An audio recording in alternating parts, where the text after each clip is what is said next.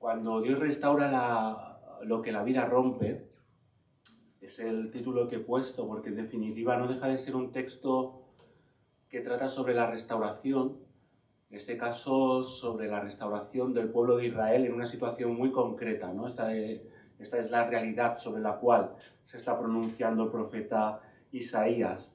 Y me gustaría pues que, igual que Israel en aquel momento vivía pues con dificultad su historia, ante retos que intentaré ahora de alguna manera esbozar, pues estoy convencido de que nosotros también a día de hoy nos pasa un poco lo mismo, ¿no? También tenemos nuestra propia historia, no siempre fácil, ¿no? Llena de retos, de dificultades, de obstáculos, y aún así creo que también nosotros podemos de alguna manera recibir esta promesa, ¿no? Que recibe en este caso Israel a través del profeta Isaías, también nosotros a día de hoy como iglesia. La verdad es que Isaías 55, cuando ha empezado a leerlo Roger, ¿verdad? Parece casi como un discurso de venta de un mercadillo, ¿no? Que está ofreciendo el mejor de los productos, ¿no? Intentando que los compradores se planteen, ¿no? De alguna manera, qué están comprando, ¿no? Si realmente es nutritivo. Imagina un caluroso día de Oriente Medio, ¿no? Con los sonidos, los olores típicos de los mercados orientales, con animales, trueques, en fin, lo típico que suele haber en un mercado, ¿no? Y en medio de ese mercado, pues, empieza alguien a gritar, ¿no? Los beneficios, ¿no? De lo que está ofreciendo, del agua, etcétera, etcétera, que está ofreciendo, ¿no? Y es curiosa la mención del agua, que ya nos resuenan también el eco del Evangelio que hemos escuchado al comenzar el culto en esta mañana. La verdad es que el discurso está bastante bien construido, ¿verdad? Hay un claro llamado a la acción. Venid a las aguas, comprad, comed, comprad vino y leche. Hay una garantía de que los productos, de alguna manera, pues conviene, ¿no? Son convenientes de comprar, ¿no? Están a buen precio, ¿no? No necesitas dinero, ¿no? Dice, sin precio, llévatelo sin precio, ¿no? Está diciendo. Compara con otros productos inferiores, ¿no? Dice, ¿por qué gastáis vuestro dinero en lo que no es pan y vuestro trabajo en lo que no sacia? A veces recuerda un poco el consumismo moderno, ¿no? Que nos gastamos el dinero en cosas, ¿no? Que parecen sucedáneos de pan, bueno, que de hecho son sucedáneos de pan en vez de comprar pan, ¿no? Pero en definitiva el discurso es muy así, sobre todo el inicio de este discurso que hemos escuchado. Y hay una descripción también, obviamente, del producto que vende, una descripción, pues, con el marketing de la época, ¿verdad? Come lo que es bueno, deleítate con los alimentos nutritivos, ¿no? Es lo que viene a decir esos primeros versículos. La verdad es que el profeta no está hablando solo, obviamente, de vino, de leche, de pan, ¿no? De aquellas cuestiones nutritivas, que si estuviera hablando de eso ya sería una gran lección para nosotros hoy, ¿eh? Pero obviamente está haciendo una metáfora con todos estos elementos. Va a hablar de algo diferente en base a todos estos productos a los cuales se los está llamando a buscar con calidad. Y de hecho también tendría una predicación aparte, ¿no? Este tema del vino, la leche, la miel y todo lo que significan esos productos y su presencia en la tradición veterotestamentaria. Pero no vamos a ir por ahí, por no alargar esta reflexión en torno a la palabra, y nos vamos a centrar un poco en la promesa, ¿no? Que el profeta de alguna manera está compartiendo con el pueblo de Dios y también en definitiva con nosotros en esta mañana. Porque en definitiva él habla en el nombre del Creador de Israel y el profeta ofrece, y ahí lo dice literalmente, un pacto eterno, mi amor firme y fiel por David, y evoca la figura de David en el versículo 3.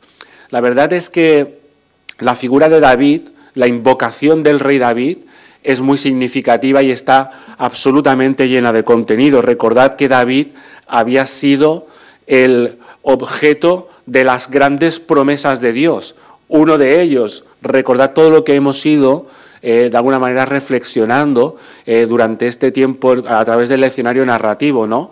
A través de Isaac, Abraham y Jacob, pero también de David como líder del pueblo de Dios, que es receptor de esa promesa que va vertebrando todo el Antiguo Testamento, esa promesa de la que es receptora Israel. Por lo tanto, cuando se menciona aquí a David, se le menciona como el receptor, ¿no? De alguna manera, como el contenido que evoca, ¿no? La persona que evoca todo ese contenido profético del pueblo. David era, para el pueblo de Dios, ese líder entre todas las naciones, ¿no? Y también esa esperanza, de alguna manera, Israel esperaba que hubiese un nuevo David que le llevara a su época de gloria, porque David, en el imaginario de Israel, evocaba una de las épocas, o por no decir la época de mayor esplendor, ¿no? Por lo tanto, evocar a David era muy significativo y de alguna manera era traer la esperanza de reivindicación, de restauración del pueblo de Israel al centro, no solamente a su cabeza, ¿no? Sino a su corazón y a sus emociones. Esta, por tanto, es una afirmación audaz y notable. ¿Por qué? Pues porque en aquella época poco parecía hacer presagiar que eso pudiera ocurrir, ya que el pueblo judío tenía muy poco poder político, por no decir prácticamente nulo, su riqueza colectiva era muy reducida y su capacidad de autogobierno absolutamente también. De hecho, pasaba por ser un pueblo conquistado y dominado, y hemos hecho referencia en estas últimas predicaciones a los muchos imperios, ¿no?, que habían conquistado a Israel y que incluso habían deportado a parte de su población a la parte más importante. Por lo tanto, no era especialmente un país que tuviera visos, ¿no?, de ver cumplir estas palabras que Isaías traía delante de su corazón y de su vida en este momento. La verdad es que no parecía que eso pudiera ser así. Sin embargo, Israel, eso es lo que dice el profeta, iba a ocupar un lugar similar de prestigio y de preeminencia delante de las naciones, al igual que lo ocupó también David. Y esa es la promesa, esa es la grandeza de la promesa de Isaías, ¿no? Que en medio de una realidad que nada lo hacía presagiar, les dice que Israel volverá a tener esa grandeza que de alguna manera evocaba el rey David, ¿no? Por lo tanto, esta era claramente la promesa que Isaías estaba trayendo al pueblo. Como digo, es un texto absolutamente lleno de poesía, donde también se evoca un poco la propaganda imperial que hacían todos los imperios. De alguna manera lo seguimos viendo hoy, ¿eh? Todos los imperios vienen a decir, bueno, vamos a ser tan grandes que el resto de las naciones van a venir aquí, ¿no?, a rendirnos pleitesía, van a venir aquí a rendirnos obediencia y, por supuesto, a darnos los tributos que corresponden. Estos discursos imperiales de conquista, pues aquí también se están poniendo en marcha. Sin embargo, lo sutil y diferente en Isaías es que no lo está diciendo de una nación poderosa, no lo está diciendo de la nación que en ese momento gobernaba y tenía el dominio geopolítico del momento. Lo estaba diciendo para una Jerusalén que, como os estoy explicando, nada hacía para presagiar, que eso fuera a ser así, ¿no? Por lo tanto, esta es la gran diferencia del texto y del discurso de los imperios, ¿no? Como digo, hoy en día no hace falta más que mirar un ratito la tele, como vemos en estas luchas geopolíticas, cómo todos reclaman, ¿no?, esa atención del resto y que los demás vengan a doblegarse, ¿eh? Siempre me viene esta imagen de Trump en el despacho Oval con todos los líderes europeos allí, ¿no?, que habían ido a verle, ¿no? Todos van buscando de alguna manera esa imagen. Es curioso que la imagen que quiere proponer Isaías es esta, pero en vez de tener Trump, por decirlo de alguna manera, Estados Unidos, retrotraemos no a la cultura y al momento, es Jerusalén, una ciudad, un país que nada parece contar en el juego geopolítico. Esta es la realidad de lo que aquí está sucediendo. Sin embargo, y pese a esta audacia, Isaías está convencido de que va a llegar el momento de la restauración de Israel, que va a llegar el momento de esa nación, que va a volver a crecer el ciprés y el mirto en vez de el espino y la zarza, que es la metáfora que utiliza. Donde había sequedad, habrá fertilidad, y utiliza esa metáfora. Y así se lo hace, y así se lo expresa, ¿no? Es curioso que a muchos de estos pasajes se leen en clave mesiánica desde la Iglesia en el siglo I y XXI, ¿no?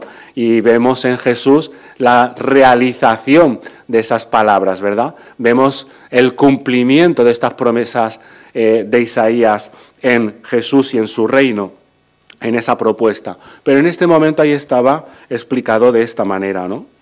Por lo tanto, en apenas unos poquitos versos, el poema recorre un terreno emocional, literario, teológico extraordinario.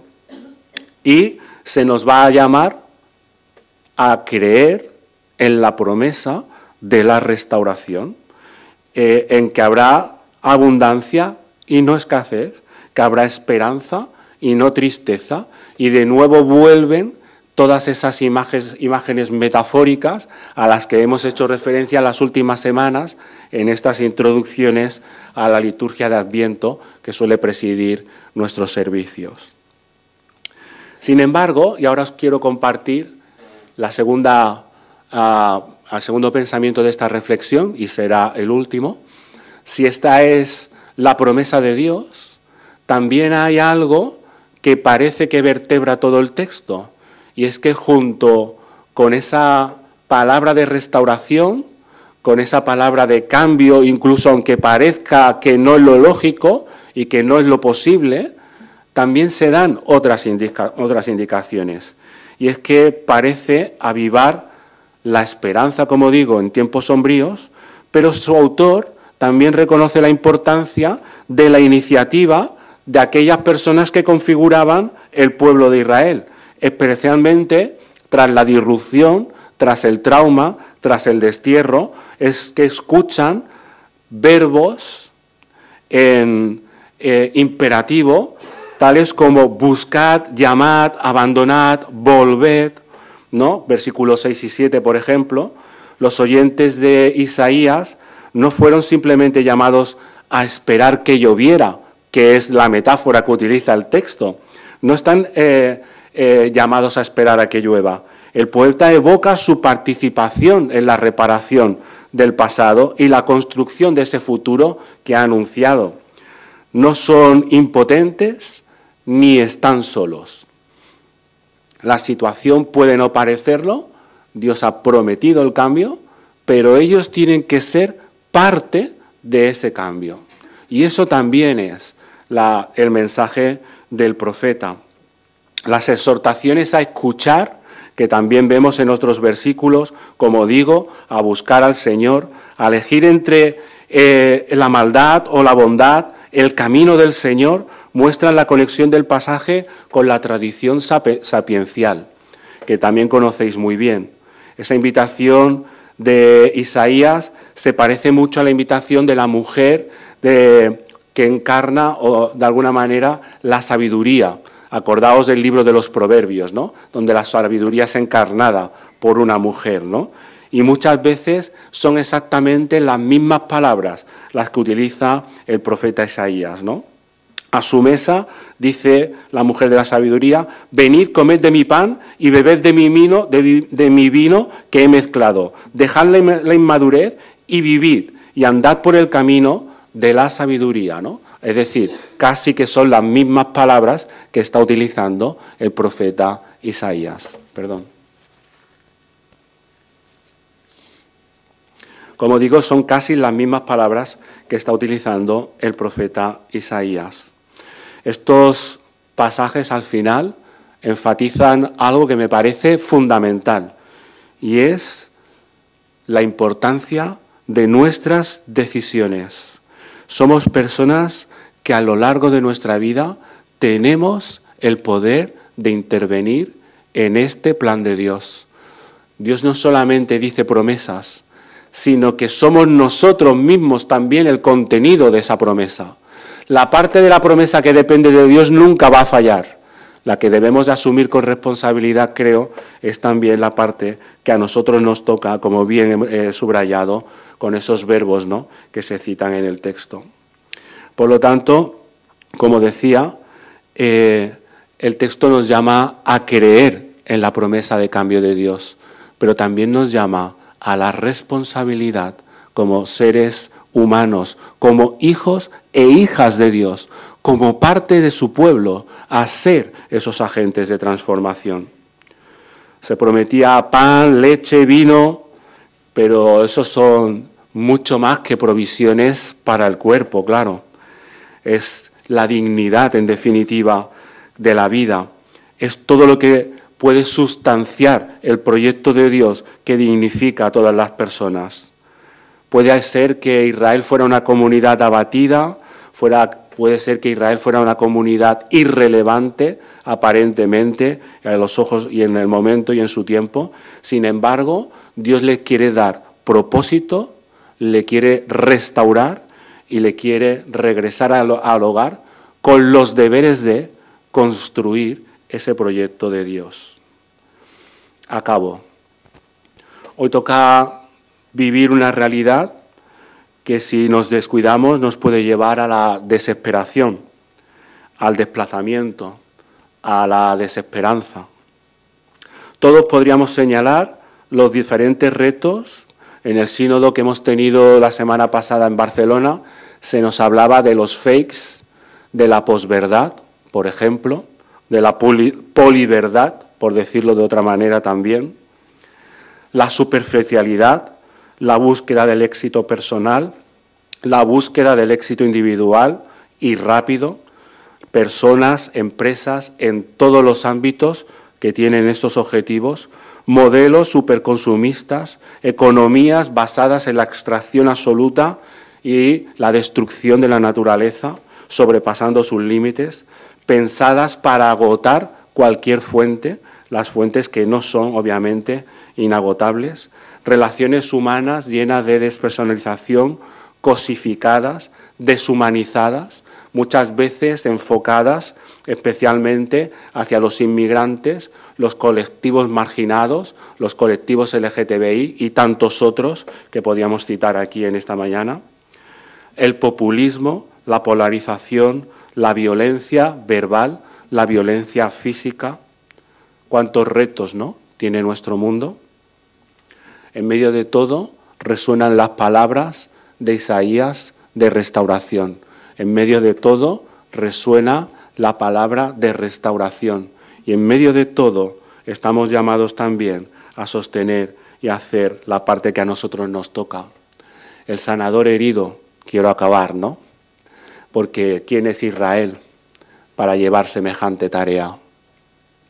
Ese pequeño pueblo, herido, dolido, que tantas dificultades ha pasado en la historia, que tantas pocas fuerzas tiene para llevar esa tarea.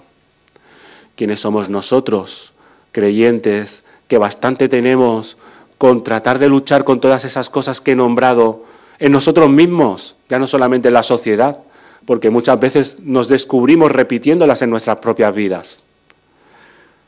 ¿Quiénes somos nosotros en esa debilidad, no?, para transformar las cosas? El sanador herido, porque solamente se puede transformar la realidad desde aquel que reconoce humildemente esa realidad. Yo creo que no será casualidad que la semana que viene, cuando celebremos la Navidad, nos encontremos a Dios Todopoderoso, perfecto, sin ningún punto que podamos achacar, acostado en un pesebre, símbolo de la humildad más absoluta y de la fragilidad más absoluta. Creo que no será casualidad, ¿verdad? El sanador herido. No necesitamos ser perfectos para ponernos manos a la obra. Solamente necesitamos creernos las promesas de vida eterna y vida digna que Dios nos da y compartir, primero en nuestras propias existencias y también con las personas que nos rodean, esta realidad.